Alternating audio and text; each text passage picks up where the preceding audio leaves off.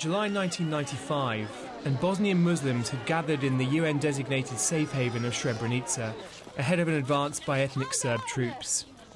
For protection, they looked to a detachment of around 600 Dutch troops, charged by the United Nations with guarding the enclave.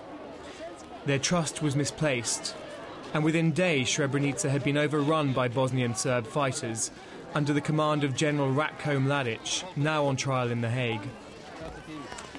In the massacre that followed, 8,000 Muslim men and boys were killed in cold blood.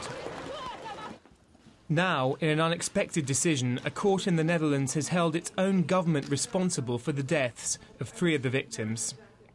The men had worked for the Dutch force, Dutch-backed. They were among thousands who sought shelter in the UN compound before being handed over to the waiting Serbs. Shortly afterwards, they were murdered. Their bodies have only recently been discovered. A relative of 2 of the dead said his struggle for justice will go on. I'm after the killers of my family, the Serbs, who live in Bosnia. One of them even works in the same building where I work. Can you imagine that?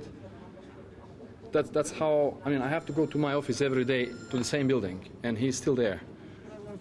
Until now, courts had held that troops acting under United Nations mandate shared the UN's immunity from prosecution. But this ruling made clear that the troops were under effective control of military and political leaders in the Netherlands. The court said the refugees should have been protected by the troops and not left to the mercy of their enemies. Veterans of the Dutch force have always maintained that they were hopelessly outgunned, facing Bosnian Serb tanks with nothing more than rifles. And there are concerns that this decision could deter states from contributing troops to future peacekeeping missions.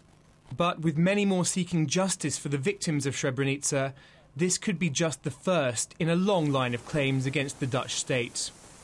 Chris Wade, Sky News.